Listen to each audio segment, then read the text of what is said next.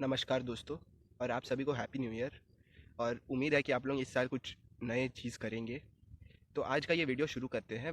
तो बहुत दिन बाद आप लोग से फिर एक बार मुखातिब हो रहा हूँ, तो उसके लिए माफ़ी। आज न्यू ईयर है। आज बहुत सारे पर्सन कोई ना कोई रेजोल्यूशन तो बनाएंगे ही कि कुछ ना कुछ करेंगे अगले दिन से या फिर आज से ही।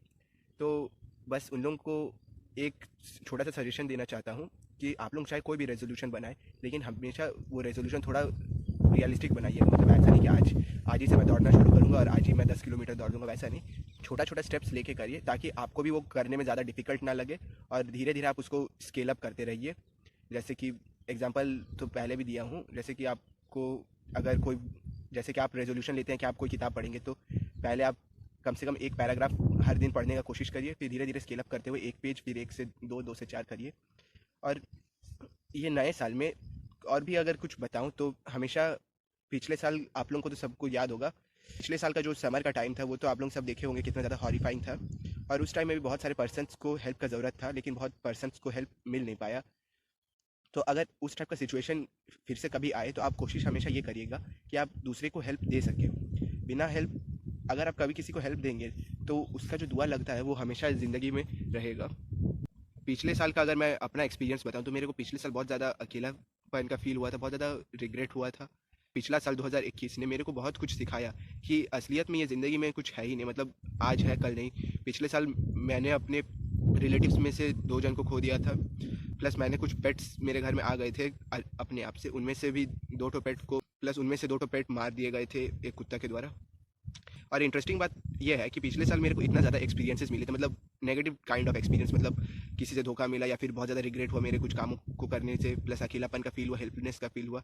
जैसे कि मैं आपको बता रहा था, 2 ठो पेट आए थे, मतलब 4 नवंबर को आए थे, काली पूजा के दिन। तो 4 बिल्ली आ गए थे, कहाँ से आए थे किसी को पता नहीं था। वो 4 बिल्ली का मैं अच्छे से ख्याल रख रहा था, हमेशा दूध दूध पिलाता था। फिर एक बिल्ली को एक ठो पर्सन लेके गया, अभी वो वाला बिल्ली अच्छा से है। बाकी 3 ठो बिल्ली में से एक ठो बिल्ली को कुत्ता खा गया था। और जो कुत्ता खाया था वो कुत्ता को भी मैं खाना खिलाता था, मतलब बिल्ली कुत्ता सभी को खाना खिलाता था। और वो कुत्ता जब मतलब उसको खा गया तो इतना ज़्यादा मेरे को मतलब गुस्सा फील हुआ, इतना ज़्यादा मतलब लगा कि धोखा हो गया, मतलब जिसको मैं खाना खिलाता था उसी ने उसको मतलब खा लिया। फिर उसको घर से भगा दिया कुत्ता को। फिर 2 ठो बिल्ली बचा था, 2 ठो को भी बहुत अच्छे से रखा, 2 ठो बहुत बड़ा हो गया था। फिर 6 दिसंबर को एक कुत्ता आके फिर एक बिल्ली को मार दिया, और एक बिल्ली को उसके बाद कहीं पे छोड़ दिए। तो पिछले साल मतलब देखिए, तो पिछले साल देखिए वो चाटो बिल्ली जब आया था तब उससे उतना ज़्यादा कुछ लगाव था ही नहीं मेरा, लेकिन जैसे जैसे वो बिल्ली को खाना खिलाने लगा, दूध पिलाने लगा, उसके बाद धीरे धीरे मेरे मेरे अंदर में वो बिल्ली लोगों के लिए इमोशंस जगा। और जब वो 2 बिल्ली मार दिए गए थे उसके बाद मतलब कम से कम 3-4 दिन तक मैं मतलब ठीक से खाना भी नहीं खा पाता, मतलब खाना खा रहा था गला के यहाँ पे, मतलब निगल नहीं पा रहा था, गिल्ट वाला फील हो रहा था।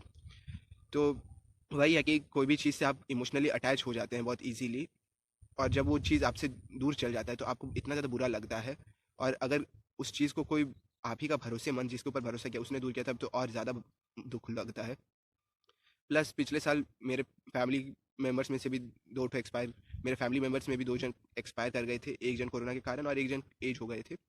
उसके बारे में उतना ज़्यादा बोलूँगा नहीं। लेकिन पिछले साल ये भी मैंने देखा कि मतलब किसी का अगर कोरोना हो गया था, मतलब मेरे फैमिली में, तो बाकी के कोई भी, तो बाकी कोई भी मेंबर्स मतलब उतना ज़्यादा उन लोग से मिल नहीं रहे थे।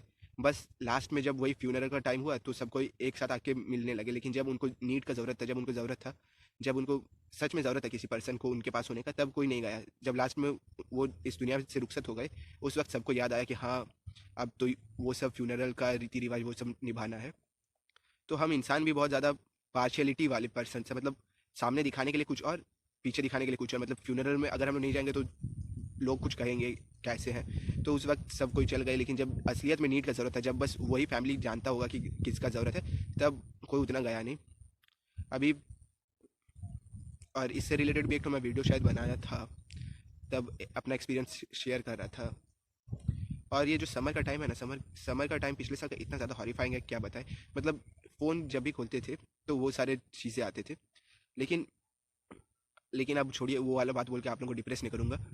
और 2022 में हम लोगों को, और 2022 में आप लोग सबका क्या क्या प्लान है ये आप बताइएगा। 2022 में जैसे 12 महीने, तो आप हर महीने के लिए कोई अलग अलग प्लान बनाइए, हर महीने कोई ना कोई नया चीज़ एक्सपीरियंस करिए। जैसे कि आप जनवरी में कहीं पे घूमने गए तो फरवरी में कुछ नया चीज़ ट्राई करिए, जैसे पॉटरी या फिर पॉटरी प्लस गार्डनिंग, ये सब। जब भी आप कुछ भी चीज़ करेंगे ना, जब भी आप कोई नया चीज़ करेंगे ना, तब सबसे पहले आपको एक फीलिंग आएगा, कि इस काम में मैं ठीक नहीं हूँ, और आपका पूरा माइंड फोकस करेगा कि जो नया चीज़ है उसमें मैं अपना परफेक्शन लाऊँ, अपने आप को मतलब जो एवरेज है उससे थोड़ा ऊपर करूँ। तो ब्रेन उसके लिए काम करना शुरू कर देता है, और इससे हम लोग का जो कंसंट्रेशन है वो उस नई चीज़ के ऊपर चल जाता है। जैसे पॉटरी भी आप ट्राई करिएगा, अभी तक तो मैं कभी किया नहीं हूँ, लेकिन करने का बहुत ज़्यादा मन है।